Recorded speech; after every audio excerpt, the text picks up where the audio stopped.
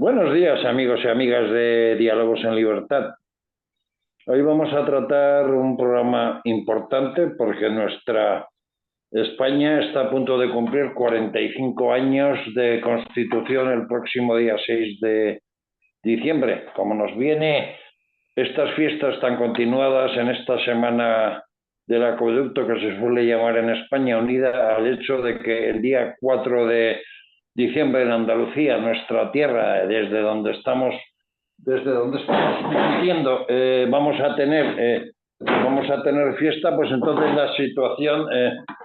la situación es adelantarnos a los acontecimientos, no sin antes recordar a una persona que todos los años, desde que existe Diálogos en Libertad, pues participaba en este programa dedicado a la Constitución.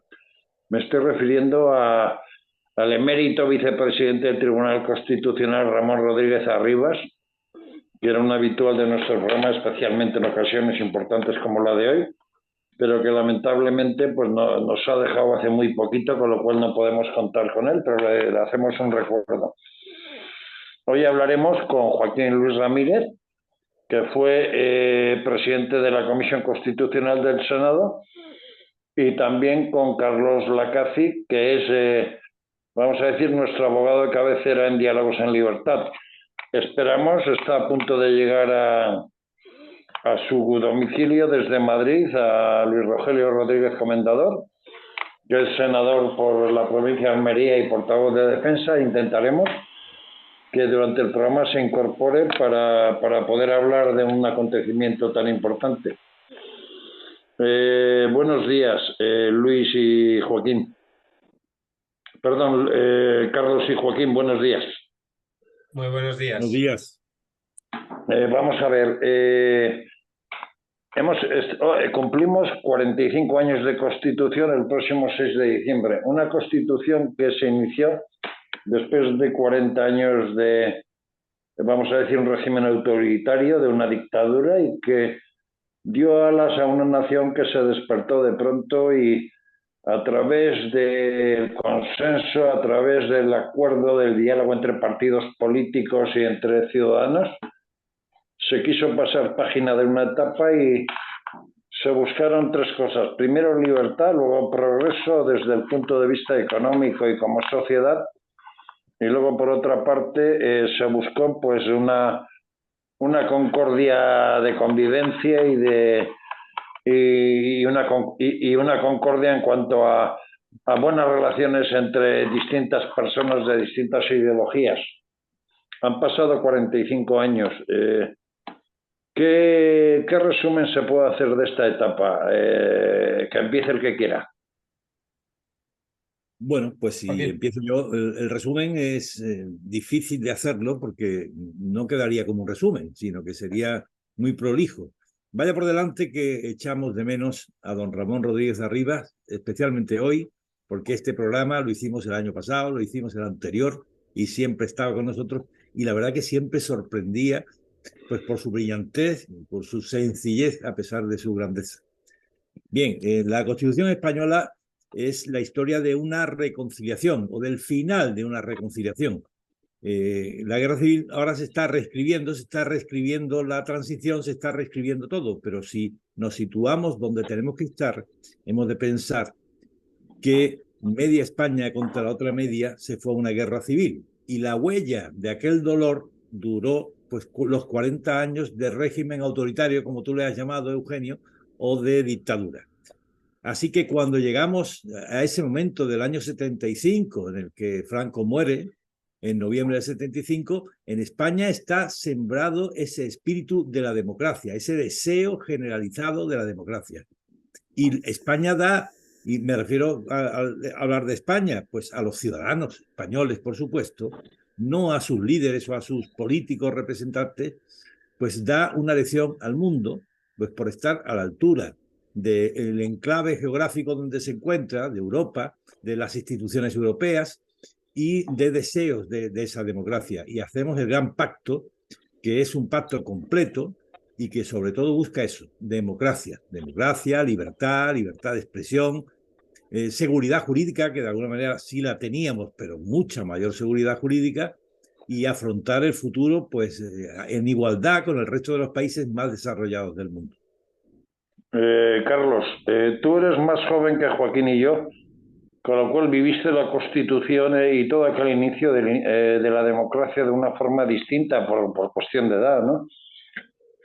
Pero, ¿qué papel le darías tú a la corona, particularmente al rey Juan Carlos I, en todo ese impulso? Porque si hacemos caso a tal y como le venían las cosas, tenía el poder absoluto en España, era el jefe de los ejércitos, podía haber sido el jefe de, vamos a decir, de la actuación política en España, pero renunció a todo en favor de instaurar una democracia que tenía que ser regulada y regida por una constitución como ley de leyes de todos los españoles. Desde esa perspectiva, que aunque tú eres más joven que Joaquín y yo en este caso, ¿qué papel le das a la monarquía en todo este proceso de inicio de la Constitución y particularmente al rey Juan Carlos? Bueno, vaya por delante también, antes de comenzar, bueno, mi pésame, mi cariño, bueno, y todo mi aprecio al que ahora ya no está con nosotros, por lo menos acompañándonos aquí en esta vida, que es Fernández Arriba, un excepcional y excelente maestro jurídico, pero además una gran persona. A su familia, todo mi abrazo y mi consideración, y se le echa mucho de menos también en estos coloquios donde tanto aprendía yo de él también. Eugenio, pues mire, yo para empezar diría que antes de hablar del papel de la corona y de Juan Carlos, que efectivamente está bien en hacerlo subrayar, pero sí me gustaría también dedicar 2 líneas a lo que ha sido este periodo de 45 años de constitucionalismo en España. Efectivamente, yo soy hijo de la Constitución porque prácticamente tengo la misma edad que tiene el texto constitucional, y para mí lo que significa la Constitución es una poderosísima arma, en este caso, ahí sí, de convivencia. Miren, ahora está muy de moda, ¿verdad? Ha puesto muy de moda en estos días, en estas semanas convulsas en España, la palabra convivencia, y pues con la pretendida justificación de esa convivencia mal entendida desde mi punto de vista, pues solventar unos problemas que desde luego, a mi modo de ver, no se debieran de solventar con un borrón y cuenta nueva, con una amnistía mal entendida de unas personas que, por otro lado, no creen en este sistema y que además están empecinados en volver a repetir los delitos por los que fueron condenados. ¿Pero por qué lo traigo? Porque se habla de que eso es pues con la justificación de una mejor convivencia en España y para los españoles. No, miren, la convivencia en España la ha posibilitado, como bien decía y apuntaba mi compañero Joaquín hoy de tertulia también, la poderosa arma que es el texto constitucional, la Carta Magna, que es una, ahí sí, una carta de convivencia, diría yo. La Carta Magna es, bueno, la mejor herramienta que nos hemos dotado en España, pues para hacer ese juego de equilibrios, de derechos, de libertades, ¿no? Y bueno, y de vivir en libertad y en paz los españoles, que en otros periodos tan convulsos en España, no solo en la guerra civil, sino en periodos anteriormente, pues no hemos tenido la estabilidad que hemos posibilitado con este texto constitucional. Y de ahí, ahora sí lo enroco con el papel jugado también por la corona. Miren, Juan Carlos, el emérito rey de España, Juan Carlos I, se le podrá achacar errores, por supuesto que sí. Ha tenido deslices, por supuesto que sí. Yo diría más en el plano personal, que en cualquier caso no atañe a lo que ha sido el gran papel fundamental también de la corona y muy especialmente del rey Juan Carlos, que ha sido pues ese artífice de una persona y de una figura jurídica, yo diría que trasciende a cualquier interés de partidista, ¿no? Entre los diferentes partidos políticos e intereses propios y personales de los partidos. Juan Carlos ha significado, y la corona, esa pieza fundamental de moderación, de equilibrio y de respeto también a las instituciones, y de saber proyectar la imagen de España fuera de nuestras propias fronteras, de ser respetados dentro y de ser aún más respetado fuera, en ese periodo tan convulso que significó también del venir de un régimen anterior a la transición española. Y por supuesto, bueno, pues toda la convivencia que hemos posibilitado con el texto constitucional que se Pero, debe. Carlos, por continuar un poco ya entrando en materia, en plan, ya directamente. Joaquín, por ejemplo, tú y yo somos usted y yo somos de una generación diferente a la de Carlos. Sí. Nosotros éramos preadolescentes cuando la Constitución, vamos a decir que se empezó a hablar de que había que hacer una Constitución, se empezaba a hablar de democracia, se empezaba a hablar de negociaciones. Nos acordaremos todos de aquella famosa Semana Santa en la que el rey Juan Carlos y el presidente Adolfo Suárez dieron lugar a la legalización del Partido Comunista, y la palabra en la calle era libertad y convivencia, aunque en mi caso yo tengo que quejarme de que en aquella época los únicos en España que no teníamos libertad ni convivencia éramos los vascos, porque aquellos vascos que nos considerábamos españoles pues teníamos el riesgo de ser asesinados, como así se producía por la banda terrorista ETA. Pero Joaquín, siendo preadolescentes, ¿qué sensaciones había y qué ilusión y qué aprender lo que era una democracia sobre la marcha, ¿no? Pues sí, era aprender lo que era una democracia sobre la marcha. Hombre, yo empecé a aficionarme al derecho y conocía el concepto jurídico de derecho y tenía, digamos, esa ilustración, ¿no? Para entusiasmarme o ilusionarme aún más.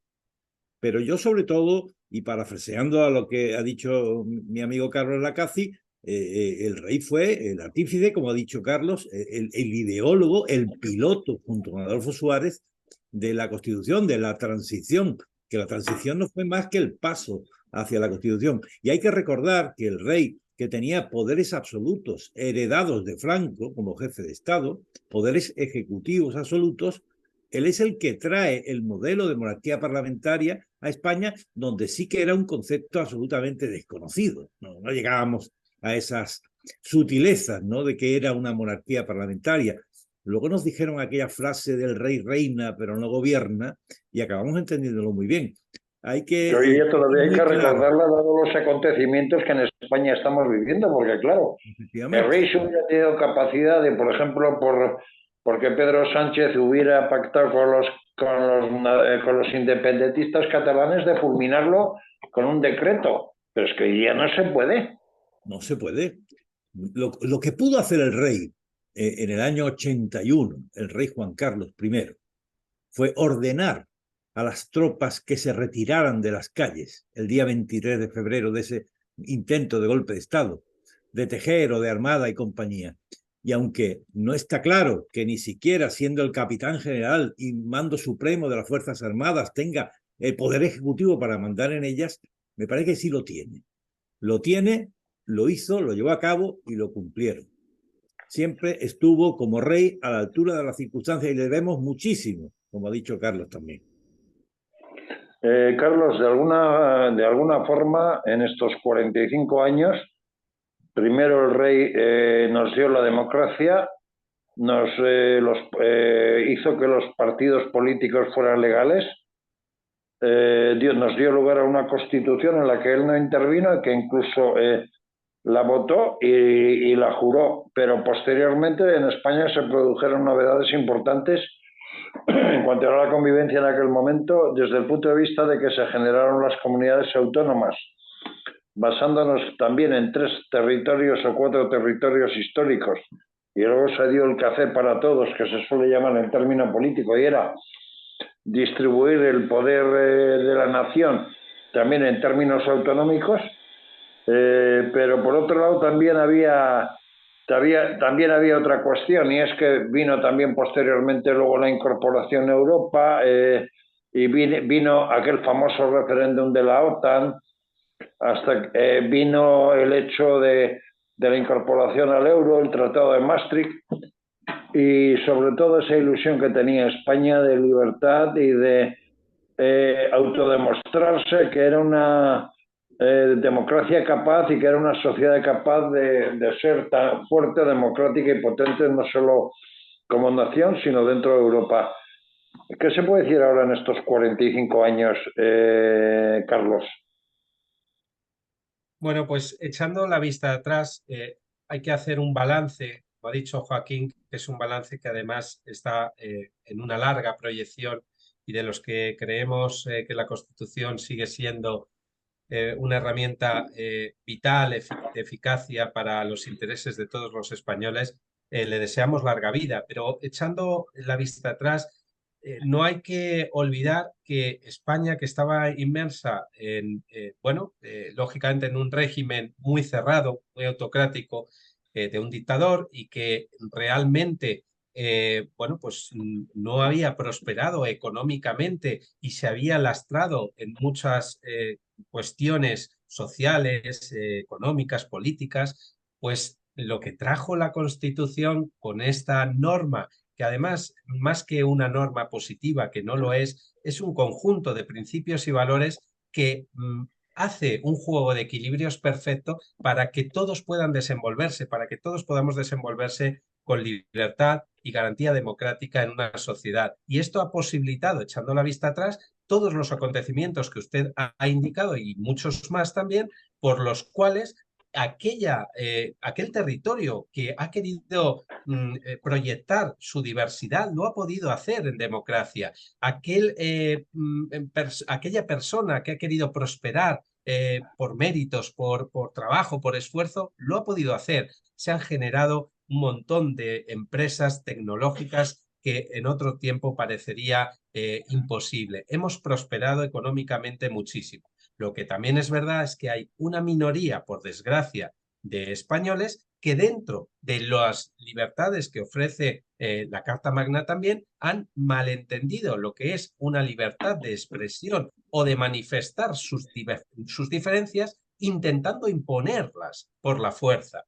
Y eso es lo que ya no se trata de una convivencia pacífica o de lo que son los principios y valores a los que yo me refiero de la Carta Magna. Esto se trata de una imposición que usted ha nombrado también con la banda terrorista ETA, que pretendieron y de alguna manera pues consiguieron doblegar durante muchos años, los años del plomo, a la sociedad civil y a toda la gente de bien, por una minoría que pretendía por la fuerza imponer pues el criterio de una banda terrorista, ¿no? Y criminal. Pero, sin embargo, los demócratas, con la Carta Magna y con el imperio de la ley, hemos podido también superar ese pasaje horrible de la historia, y lo que hay que hacer es intentar que aquel que quiera demostrar o poner en juego una diferencia lo haga dentro de las reglas y los principios que marca la Constitución, porque caben todos, pero no por la fuerza. Joaquín, usted y yo somos de una generación que vivió la Constitución.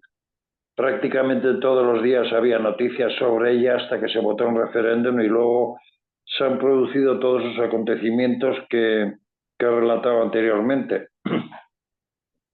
Los que vivimos la Constitución, los que aprendimos la democracia sobre la marcha en estos 45 años, hemos sabido cuidarla, explicarla y dar a conocer ese contexto que lleva la Constitución de convivencia, libertad, paz, prosperidad y sobre todo pues de que nos sintamos orgullosos de nuestra nación, a pesar de que tenemos por ahí dos ranos como es el independentismo, que son gente sectaria que por un idioma, por anhelos absurdos que no tienen nada que ver con la historia, como puede ser en el País Vasco y Cataluña, nos amargan la democracia. Hombre, yo creo que hemos hecho algo mucho más importante que eso. Hemos practicado la libertad, la democracia, la igualdad. Eso es lo que hemos hecho estos 45 años. Los mal llamados territorios históricos, digo mal llamados porque históricos somos todos.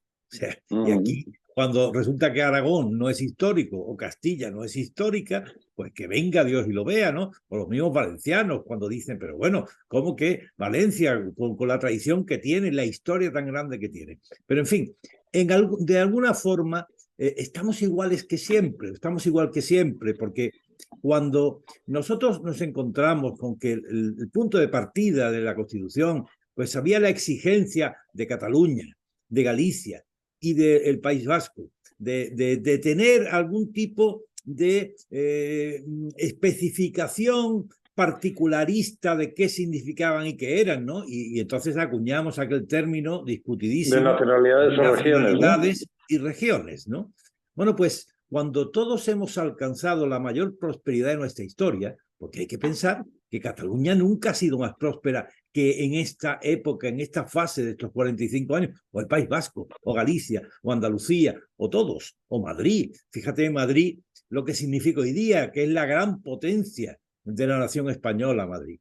Pues bien, cuando hemos logrado todo eso, pues parece que ahora que hay que dar otro tirón, porque ellos tienen que seguir reivindicando que son distintos, que son diferentes. El café para todos fue una reacción popular.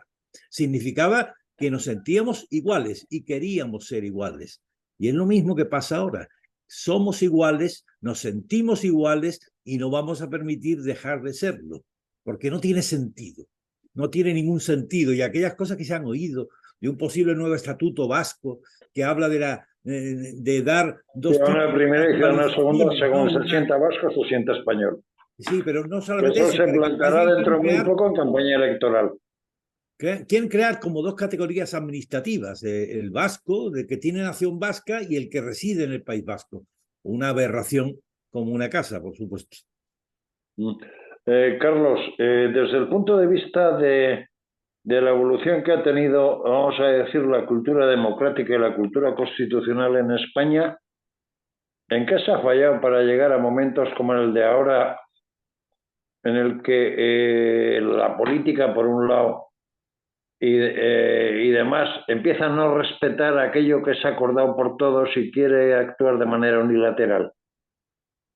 Y me estoy Bueno, ese, refiriendo, por ejemplo, a hechos como que se lance un proyecto, o sea, un proyecto de ley para la amnistía, o que por el hecho de ganar 7 votos se dé lugar a que haya una desigualdad económica en España, a que se ayude más a unas regiones que a otras, con lo cual mata la convivencia, genera una cierta ilegalidad, porque la amnistía, particularmente la Constitución española, no está contemplada, y si no hay por un consenso global de la sociedad no se puede incluir dentro de la propia Constitución. Entonces, ¿en qué hemos fallado? Pues esa es la gran pregunta que, desde mi punto de vista, responde precisamente a la quiebra del interés común y del sacrificio que nos ha traído hasta este punto que nos trajo en ese régimen de transición, o en esa transición política que muchos entendieron, en la cual había que hacer sacrificios por parte de todos por el bien común de los españoles, y al final, bueno, pues todos fuimos un poco mejor y vivimos un poco mejor y seguimos prosperando, pero la tiranía de las minorías que no entienden, además, lo que es el respeto institucional, la lealtad a las instituciones en definitiva, y también, ¿por qué no decirlo?, la tiranía de los intereses partidistas de ciertos partidos políticos, y dentro de ello de ciertos políticos también, pues nos ha traído, yo creo, a exceder y el abuso del derecho, ¿no? O sea, la ley es la que es, la Constitución sigue estando, como decimos, de pleno vigor, y la aplaudimos, pero esta misma norma, si se malentiende y malinterpreta y se retuerce, y sobre todo se hace un abuso del derecho, pues lleva a situaciones como la que estamos viviendo, que por intereses de unos pocos, intereses partidistas, intereses también de una minoría, de una parte del territorio de España, una minoría muy beligerante y muy deslealtad para las instituciones, pues abusen del derecho y encuentren esos filtros, esos recovecos por los que se puede colar también, haciendo abuso del derecho, una ley retorcida a favor de sus propios intereses. Claro, ahí perdemos todos, porque ya no está el interés común. Por eso digo que, bajo el pretexto de la convivencia malentendida que decía el presidente del gobierno hace 2 días, que esto lo hace por la convivencia, no, oiga, la convivencia la hacemos entre todos los españoles, sacrificándonos todos los días por el interés de los españoles. Claro. Pero, Joaquín, hablando de esta convivencia que nos estaba comentando Carlos ahora mismo, resulta que en la época o sea, en la época después de aprobarse la Constitución, se hizo una ley de amnistía porque era el trasvase de un régimen autocrático a un régimen democrático en el que se pretendía que todos los españoles olvidaran una desgraciada guerra que hubo, que todos pusieran, como diríamos en mi tierra, el remo preparado para remar en favor de España y de la convivencia, de la libertad, de la pacificación y de la tranquilidad. Pero en este caso se pretende aplicar una amnistía de una manera distinta, y es en un régimen democrático contra aquellas personas que han atentado contra ese régimen democrático con delitos de sedición condenados por la justicia, con investigaciones judiciales, y resulta que eso se quiere anular, con lo cual, por un lado, se deja al tercer poder del Estado, que es el poder judicial, hecho unos zorros, porque da a entender que el poder judicial actúa de manera injusta, y por otra parte, pues se somete un partido que ha sido clave en España con más de 20 años de los 45 que llevamos de democracia y de constitución, pues se somete al chantaje de un delincuente que está fugado, ¿no, Joaquín? Bueno, es una aberración, pero es que haciendo historia también tenemos que decir que la ley de amnistía del año 77 se lleva a cabo, se aprueba, porque es una reivindicación de la izquierda. Y por un motivo muy sencillo, porque no tenían, o sea, había personas que tenían responsabilidades penales o tenían un historial penal determinado que no era compatible con una democracia. Y por lo tanto, había que hacer el esfuerzo de pensar que ya íbamos a un nuevo régimen, a un régimen de igualdad en el que la ley era diferente y no se podía perseguir a nadie por sus ideas políticas. Por lo tanto, esa amnistía fue una amnistía consensuada de alguna manera por los ciudadanos españoles y fue un paso al frente que venía a coronar esa transición, ese acceso a una constitución democrática. A partir de ahí, hablar de la ley de amnistía actual, la que se está tramitando en el Congreso, es una aberración, es injusta, es inconstitucional, es desconcertante. Pero es que hay varios elementos, y perdón que interrumpa, porque para que se produzca una ley de amnistía se tienen que dar varios factores. El primero, un cambio de régimen, o bien que afecte a todo el territorio nacional, claro, o que por otro lado que esté consensuada por todos. No se da ninguna de las tres condiciones. Claro, hay una obsesión que siempre Pedro Sánchez ha tenido, y es decir de sí mismo que él representa a la mayoría social de este país. Creo que es literal. Bueno, pues eso siempre está discutido. En política lo discutimos todos, y los que somos de partidos contrarios, pues mucho más.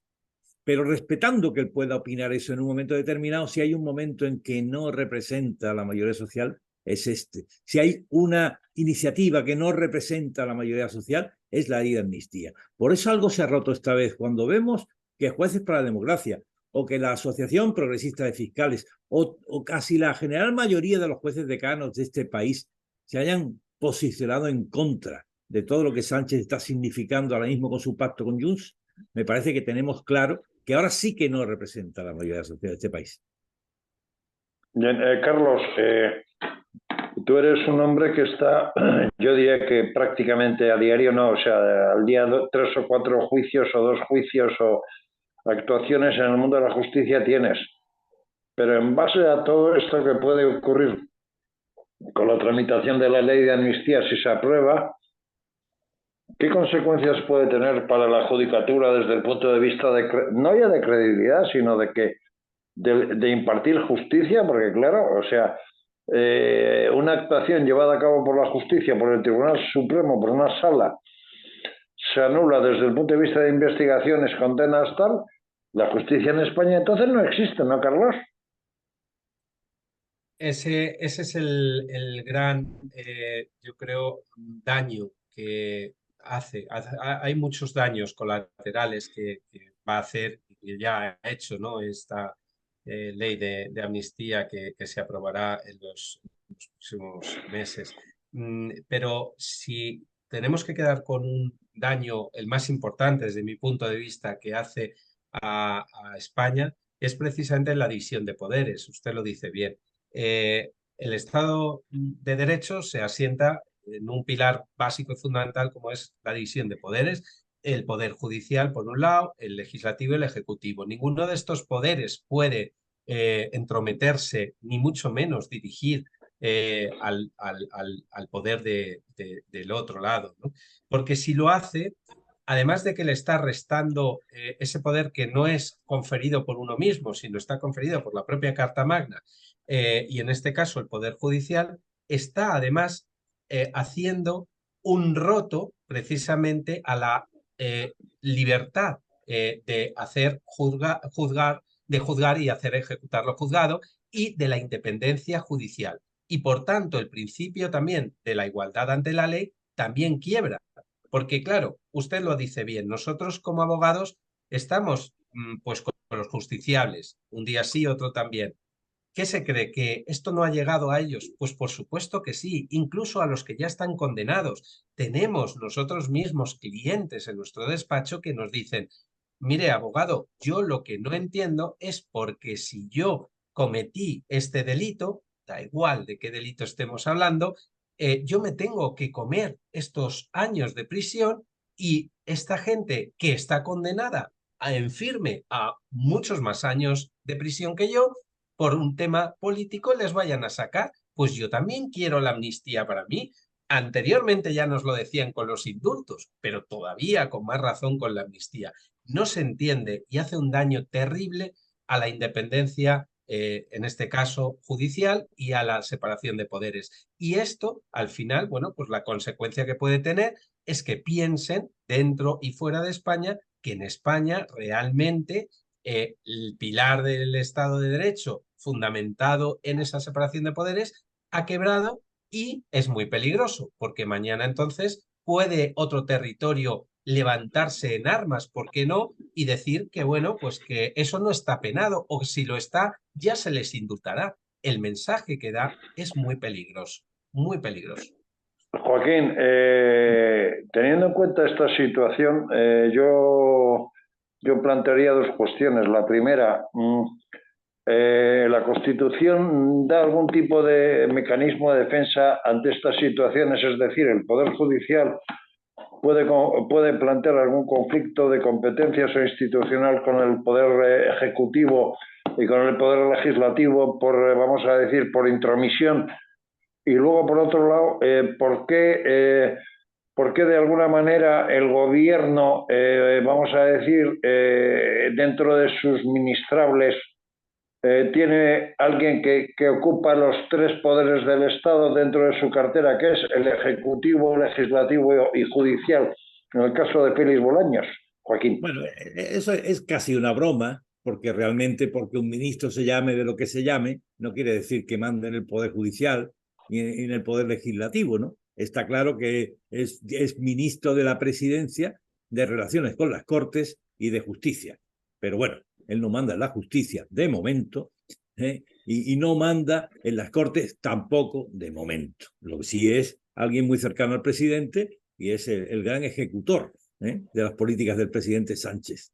Pero respecto a mecanismos que existen en nuestra democracia, en nuestra Constitución, pues para protestar o para oponerse a una situación como esta, pues no cabe duda de que hay diversos mecanismos. Está la cuestión de constitucionalidad, pues está el recurso de la... Sí, pero seamos claros, tenemos un presidente del Tribunal Constitucional y una composición del Tribunal Constitucional que la sociedad no lo da por fiable. Bueno, está por ver todo lo que va a ocurrir, porque hay que pensar que la propia ley que plantea un cierto automatismo en la condonación pues, de medidas cautelares o anulación de las mismas o aplicación directa sin pasar por el juez de esta amnistía de alguna manera o algunos de sus elementos, pues es muy discutible. Está por ver cuál va a ser la reacción del Supremo y cómo va a implementar esa ley de amnistía una vez aprobada. Porque eso de que no interrumpe una cuestión de constitucionalidad o de inconstitucionalidad que no interrumpe la aplicación de la ley, eso está por ver, eso no es posible. Eso, aunque lo diga la ley, sencillamente no es posible. Como si la ley dice que los hombres flotamos en el mar. Pues mire usted, pues no es verdad. Diga la ley lo que quiera, tengan las mayorías votantes que quieran tener. Así que esto no es tan fácil. Sí, Carlos, ahora hay otro elemento importante para que poner en cuestión en España la independencia judicial desde el punto de vista de intento de control del gobierno, que es el hecho del Consejo General del Poder Judicial. Es el propio gobierno en el que con sus decisiones, teniendo en cuenta que le impide nombrar jueces en aquellas vacantes que necesita la judicatura en España, el que comienza el conflicto y el hecho de que ha provocado la no renovación, porque claramente, por ejemplo, el primer partido de la oposición exige que para que se produzca la renovación tienen que ser los representantes de los jueces los que elijan a los componentes del Consejo General del Poder Judicial. En base a eso, vamos a seguir con este conflicto. ¿Hay alguna solución? ¿Tendrá que intervenir elementos como la Comisión de Venecia en la Unión Europea para que de alguna forma se enderece el camino? Carlos. Bueno, lo que está sucediendo realmente con el Consejo General del Poder Judicial, yo en este tema he sido crítico no solo con este gobierno, sino también con gobiernos de signo político diferente y anteriores, en el sentido que creo que el poder político, en este caso el Ejecutivo y también el Legislativo, ahí se ha excedido muchas veces y esto viene de atrás, de la ley orgánica precisamente del Poder Judicial con Felipe González, que ya saben ustedes, que echó por tierra y reformó la En antigua el ley año orgánica del Poder Judicial. 1985, si no estoy equivocado, ¿no? Correcto, de 1985, donde a partir de ahí, pues, a mi modo de ver, hubo una quiebra de esa separación de poderes de la que yo me refería antes, en el sentido que el Consejo General del Poder Judicial al final es el órgano supremo de los jueces y también nombra al Tribunal el presidente del Tribunal Supremo, el presidente del Constitucional, los miembros, y todo esto yo creo que debiera de estar fuera precisamente de la mano del legislativo, del ejecutivo, en realidad de los políticos. Debería de ser un sistema elegido por los jueces, como lo era anteriormente a la ley del 85, que reforma el gobierno de Felipe González, pero que es verdad que luego otros gobiernos de signo político contrario, aunque lo llevaban en sus promesas electorales, no lo revirtieron. Ahora parece que el PP con firmeza quiere volver a eso. Yo lo celebro, que sea así, y lo que habría que hacer es ejecutar para que de una vez fueran los propios jueces los que, fueran a nombrar a los jueces. Dicho esto, también es verdad, también es cierto que este gobierno actual que tenemos ya no solo es que haya seguido con la extralimitación, ¿no?, de esa separación de poderes, es que ha metido las manos y las garras hasta dentro de la cocina y más allá. Es que recuerden la fiscal general del Estado, que ahora Que el Supremo finalmente le ha destituido de su cargo de ser fiscal de claro, lo... ha feado el Supremo con razón pues ese nombramiento. Los cargos políticos, los estados de alarma que fueron inconstitucionales, es decir, se ha extralimitado de una manera como yo creo que nunca, en los 45 años de Constitución y de democracia casi que llevamos, no hemos visto una extralimitación de un partido, sí, con legitimidad de origen porque le han votado, pero cuidado porque la legitimidad también debe ser la de ejercicio, también lo digo yo esto a veces, y en el ejercicio de la legitimidad la está perdiendo a mi modo de ver, en el sentido que se está extralimitando mucho de lo que son las funciones dentro de esa división de poderes, ¿no? Volviendo un poco a la importancia de elementos que han hecho de España muy fuerte estos 45 años, entre ellos la corona, Joaquín, tenemos, después del rey Juan Carlos, llegó un momento en que, vamos a decir, abdicó y el rey Felipe VI cogió el protagonismo. La corona tiene solidez, continuidad y capacidad en España por la figura de Felipe VI, porque luego ya hablaremos de la princesa de Asturias o princesa Leonor, pero el rey Felipe no es que de la talla, sino que se puede considerar que es un rey desde el punto de vista de convicciones, de desde el punto de vista de ese gen que metió la corona española y Juan Carlos I en la sociedad española de libertad, de democracia, de convivencia, ¿continúa con ello, Joaquín?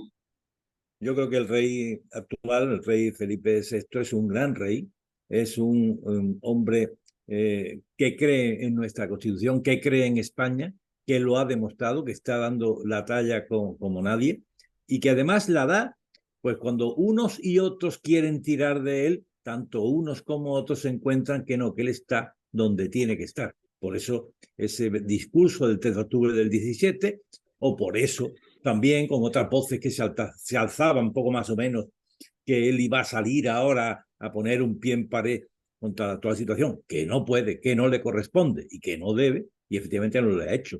Él está a la altura de las circunstancias. Yo creo que la monarquía española tiene solidez y tiene una larga vida por delante, pero evidentemente tampoco podemos obviar, pues no sé, lo que ha pasado pues en la solemne apertura de las Cortes Generales esta semana, cuando una vez más, pues los nacionalistas e independentistas pues no han ido y cuando van no aplauden y además yo he oído el otro día en la radio que decía alguien, bueno, es que ya saben ustedes que no concede legitimidad a la corona, pero ¿quién se creen que son?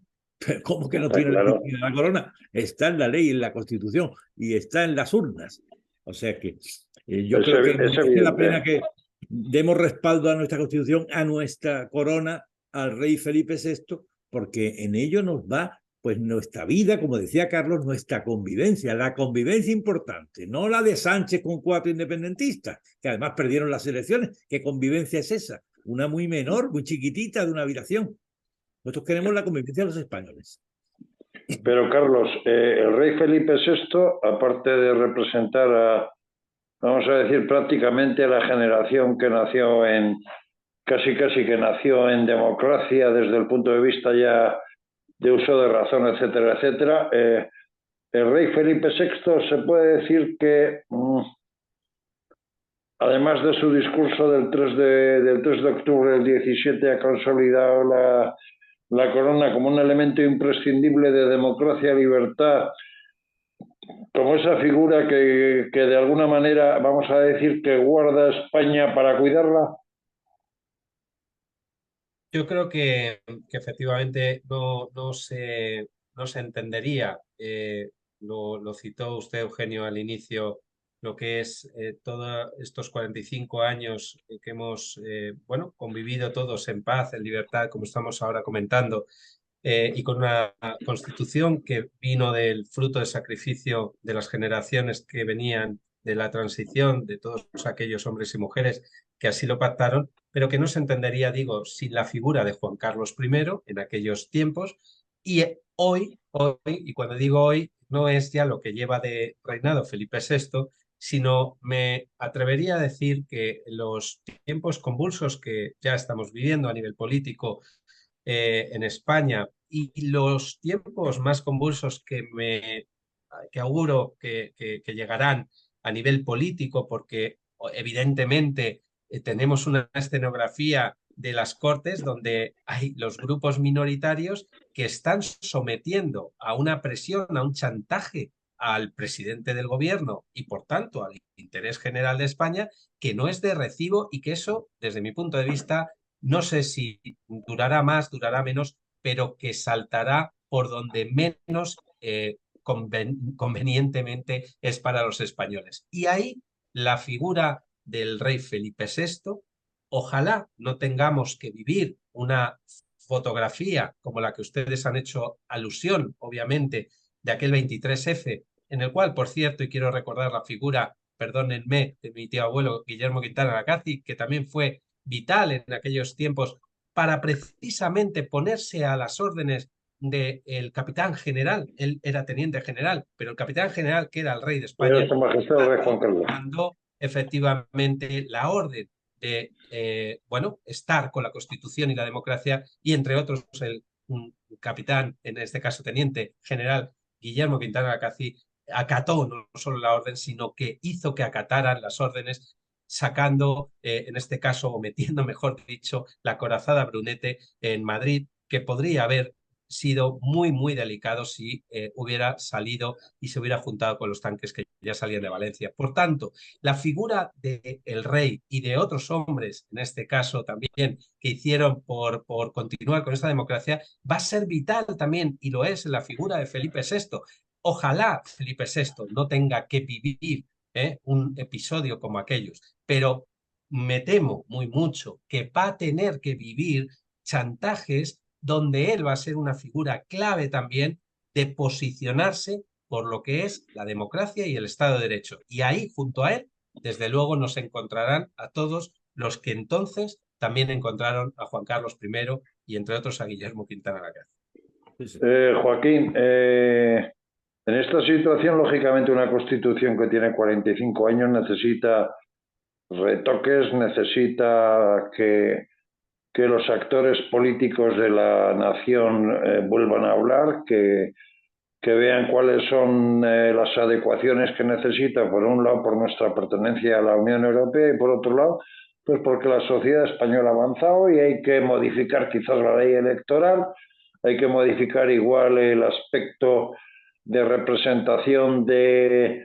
lo que debe ser el Senado, lo que debe ser el Congreso y otro tipo de cosas, pues digamos financiación autonómica, etcétera, etcétera. Estamos en un momento en que sería necesario con capacidad como nación para reformar la Constitución. Yo creo que la única necesidad imperiosa que tiene la Constitución de ser cambiada es la de la preferencia del varón sobre la mujer en la cadena de sucesión. Lo de la ley sálica, ¿no? A partir de ahí, tú has dicho, la ley electoral... Pero el mecanismo es complicado porque cambiar la ley, si se necesita cambiar la ley, convocar elecciones generales, después de convocar esas elecciones generales un referéndum y volver a convocar elecciones generales. Y es un proceso que afortunadamente, dado a los herederos de su majestad Felipe VI, no hace falta. Bueno, ¿no? Hará falta. Y alguna vez hay que quitarlo porque había un amigo mío un poco bromista que decía es el único artículo de la Constitución que es anticonstitucional. Y es verdad, porque es cierto. si consideramos la igualdad y que nadie podrá ser discriminado por razones de sexo, religión, ideología, tal, pues lógicamente esa preferencia del varón sobre la mujer en caso de que tengan el mismo derecho al trono, pues no tiene sentido.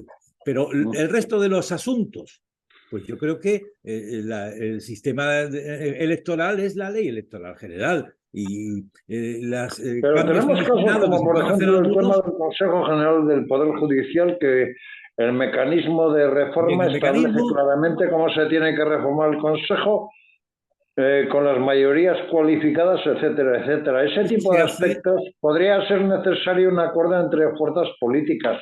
Claro, claro. Y ya se ve imposible, ¿no? Porque, hombre, hay un defecto que tiene la Constitución, es que es muy bien intencionada en algunos aspectos, porque cuando se dice es que el PP está incumpliendo la Constitución porque no pacta y no vota el nombramiento de los vocales al Consejo General del Poder Judicial. No, mire usted, el PP, como cualquier otro partido, no está obligado a compartir la propuesta que haga otro partido, en este caso el PSOE. Es decir, sencillamente se requiere una mayoría muy cualificada, si no me engaño son 2/3, y esa mayoría cualificada pues resulta que no se obtendría con un PP en discrepante. Pero eso no quiere decir que el PP... Pero es que ahí también hay una trampa, Joaquín, que es la siguiente. Vamos a ver. La Constitución establece un periodo X para renovar los vocales del Consejo General del Poder Judicial. Sí. Pero lo que no establece es la obligatoriedad de que se tenga que acoger el otro partido con el que haga sumar 220 escaños, la obligatoriedad en tiempo para ponerse de acuerdo. Bueno, lo que no puede recoger ninguna ley ni ninguna Constitución es que la obligación de que alguien esté de acuerdo con una propuesta. No, mire usted, la propuesta tiene un contenido y yo discrepo del contenido. A partir de ahí podemos sentarnos a negociar siempre que se quiera, o si se quiere también, se puede plantear la votación en el Congreso. Mañana se puede plantear. Oye, que no se va a obtener esa mayoría que la Constitución dice, pues entonces no se elegirán los vocales. Todos tendríamos que hacer un esfuerzo para llegar a ese acuerdo. En cualquier caso, yo también, en la línea que dice Carlos, yo soy partidario de que sean los jueces los que elijan al Consejo General del Poder Judicial, a los vocales de ese Poder Judicial, porque me parece que el tiempo y la experiencia nos ha demostrado que ese es un camino mucho más independiente que ningún otro. Todos los caminos tienen críticas, todos pueden ser criticables, pero ese es menos malo que todos los demás. Y bueno, yo creo que desde Europa se nos ha trasladado en varias ocasiones que cambiemos nuestro sistema. El PSOE llegó a decir que bueno, que estaba de acuerdo, pero que primero había que aprobar con el actual sistema y después cambiarían el sistema. Después ya Félix Bolaños está diciendo que no, que de ninguna manera nunca se podría cambiar el sistema. Pues bueno, pues como no representan a la mayoría social, estos que estamos aquí, pues estamos en contra y seguimos discrepando. Así que si quieren llegar a un acuerdo, tendrán que cambiar. Nosotros estamos dispuestos a negociar.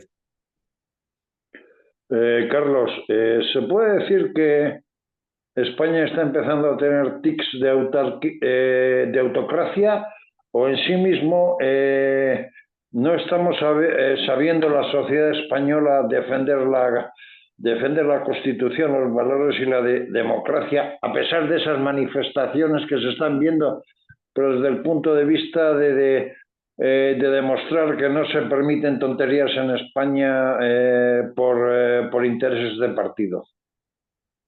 Bueno, yo creo que la voz de la calle, la sociedad civil, tiene un contrapeso fundamental cuando hay precisamente pues, esos tics que usted ha denominado autocráticos o partitocráticos, si se quiere, o directamente de intereses del gobernante de turno, ¿no?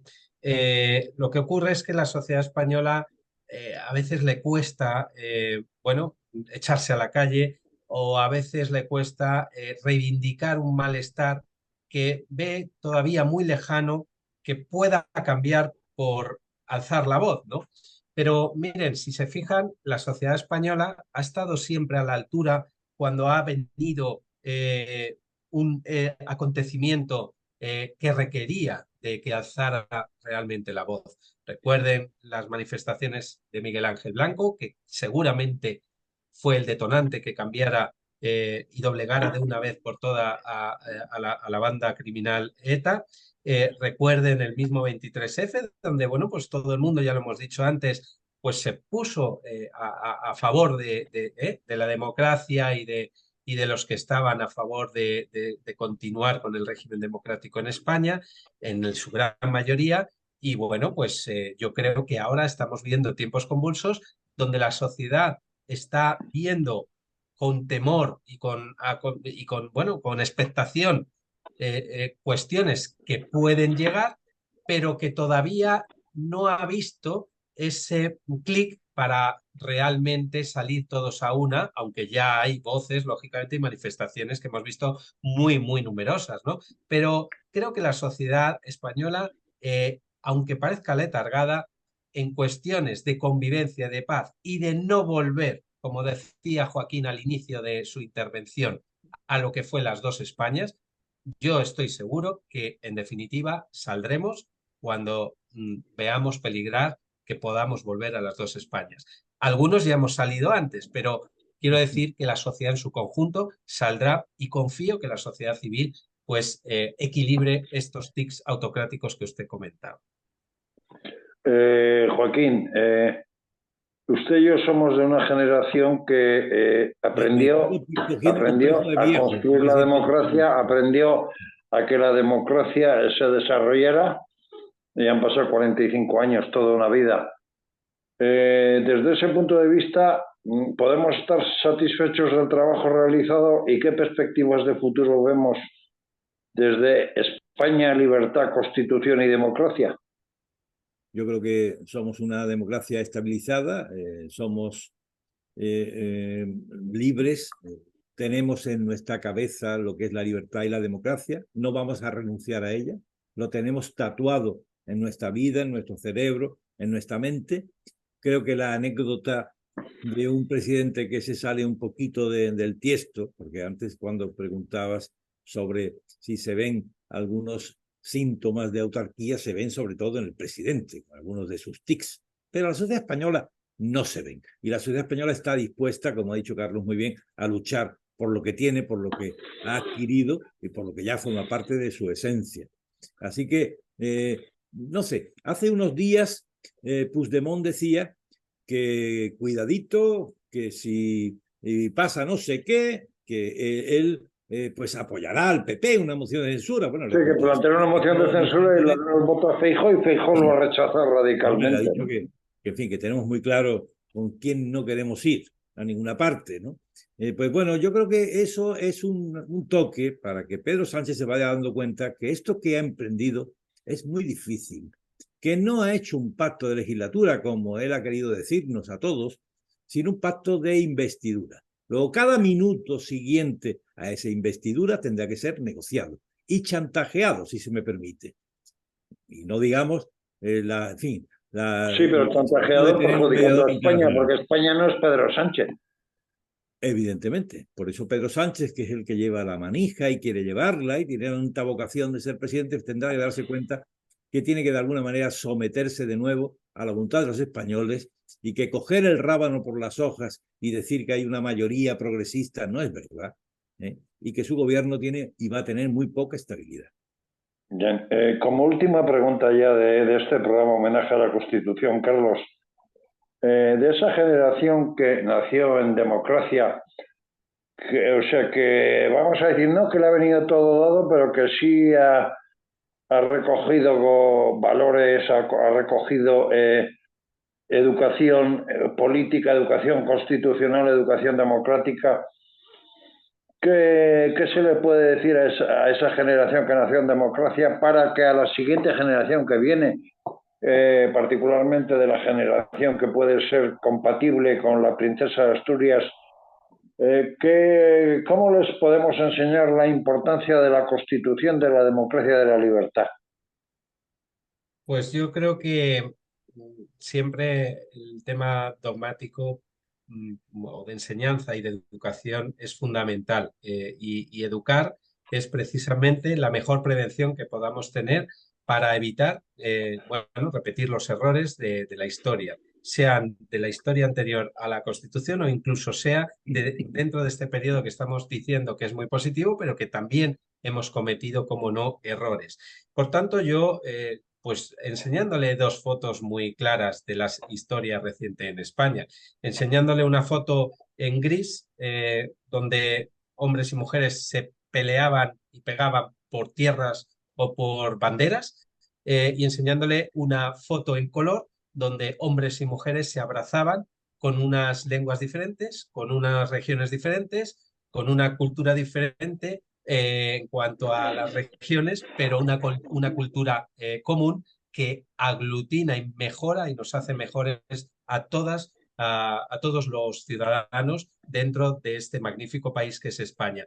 Yo creo que con esos dos colores en gris y en color y con, ¿no?, las tonalidades que en cada uno de estos épocas y estos regímenes hemos pasado, serán conscientes, estoy seguro, porque además son muy inteligentes y vienen muy bien preparadas las nuevas generaciones, que como usted bien dice, pues la propia infanta Leonor es un máximo exponente de lo que va a ser las jóvenes generaciones que tienen el porvenir mejor preparado de la historia, seguramente de la historia reciente en España seguro, y que pueden aprender mucho de lo que eran los errores y también de lo que nos une y de lo que con gran país podemos sacar también en provecho de todos, ¿no? Yo antes de terminar y de agradecer a nuestros compañeros Carlos Lacaci y Joaquín Ramírez su presencia en este programa Homenaje a la Constitución, no puedo terminar este programa sin recordarme de las 765 víctimas del terrorismo que dieron lugar a luchar por la libertad, a defender esa Constitución, a defender esa democracia. Y en mi caso, por ser vasco, esas 250.000 personas pues que tuvieron que marchar de su tierra por sentirse españoles, por tener el único pecado de ser españoles, defender la libertad y la Constitución. Y como no podemos terminar este programa más que de otra manera, pues Carlos y Joaquín, viva España y viva la Constitución. Viva España. Viva España y larga vida a la Constitución. Muchas gracias.